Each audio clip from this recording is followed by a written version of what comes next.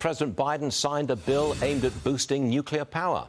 Wyoming Senator John Barrasso is with us this morning. Mr. Senator, you're in favor of nuclear power, and the Biden operation has just expanded nuclear power, or money for it. Is this a bipartisan deal?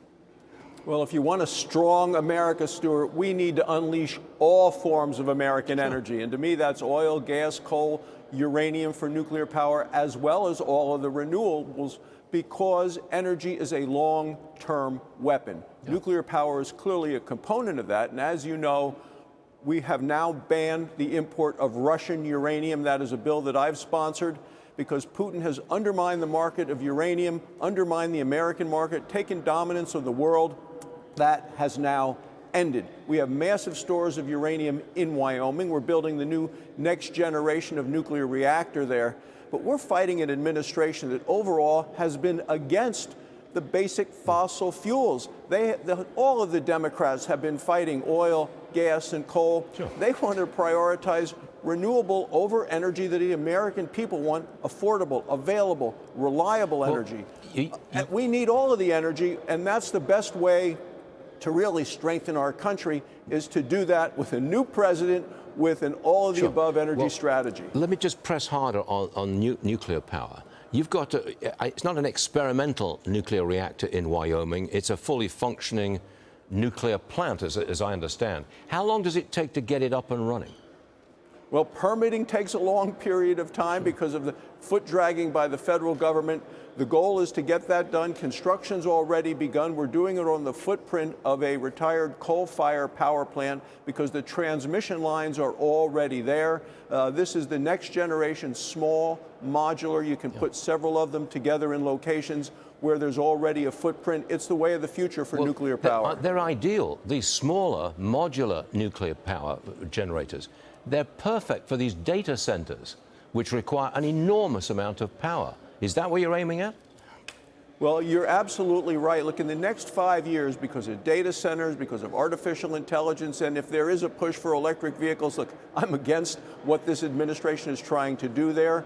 But the amount of energy going to be needed in this country in 5 years from now is like adding an entire new California to the grid. We need all of the energy. And in the fight for AI against China, China is continuing to bring on massive amounts of all forces of energy. But Biden and the Democrats have been against what we have here that we know works. It's reliable energy, it's oil, it's gas, it's coal. Wyoming is America's energy breadbasket. We're continuing to supply the country with the energy it needs. Mr. Senator, yesterday Ukraine's President Zelensky met with a number of senators. Today he'll meet with Biden. He's pushing for more aid and a tougher stance against Russia. Mr. Senator, do you think we're getting stuck in a forever war? Well, you know, I'm a big fan of the Ronald Reagan approach, which is peace through strength. And Joe Biden has been weak all the way around. We're seeing that now on the national stage. You're seeing it at the NATO meeting today with regard to NATO. It was President Trump who forced NATO to pony up $100 billion extra dollars contributed by those different countries to NATO while he was president.